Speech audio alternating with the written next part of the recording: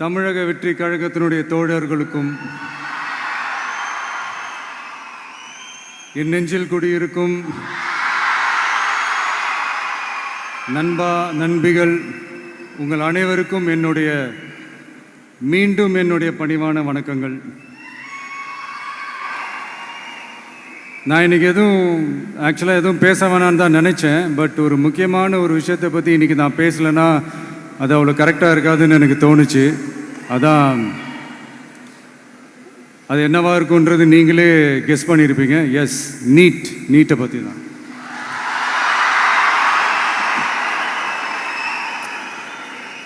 இந்த நீட்டுன்றது பார்த்தீங்கன்னா நம்ம தமிழ்நாட்டில் இருக்கிற மாணவ மாணவிகள், குறிப்பாக கிராமப்புறத்தில் இருக்கிற ஏழை எளிய பிற்படுத்தப்பட்ட, மிகவும் பிற்படுத்தப்பட்ட மற்றும் தாழ்த்தப்பட்ட வகுப்பினை சேர்ந்த இந்த மாணவ மாணவிகள் எல்லாருமே ரொம்பவும் பாதிக்கப்படுறாங்கன்றது தான் ஒரு சத்தியமான ஒரு உண்மை.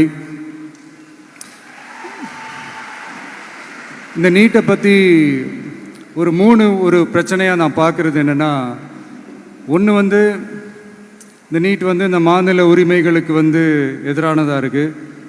நீங்கள் 1975க்கு முன்னாலே பார்த்தீங்கன்னா இந்த கல்வி மாநில பட்டியலில் தான் இருந்துச்சு. உங்கள் எல்லாருக்குமே தெரிஞ்ச ஒரு விஷயந்தான்.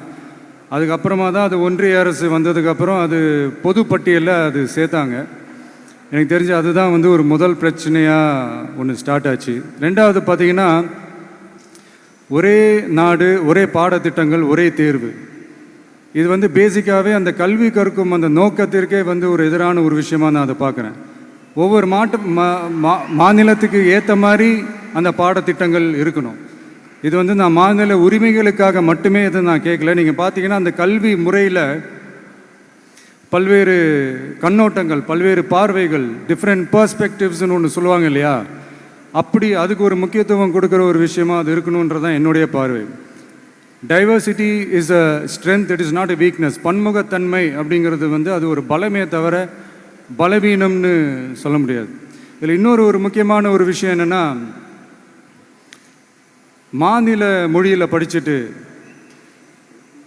ஸ்டேட் சிலபஸில் படிச்சுட்டு, என்சிஇஆர்டி சிலபஸில் தேர்வு வச்சா அது எப்படிங்க? அதுவும்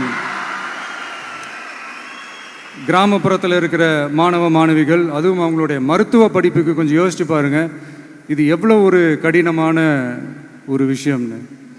மூணாவது நான் பார்க்குற ஒரு பிரச்சனை என்னென்னா, போன மே மாதம் 5ஆம் தேதி அந்த நீட் எக்ஸாம்லாம் நடந்துச்சு. அதில் சில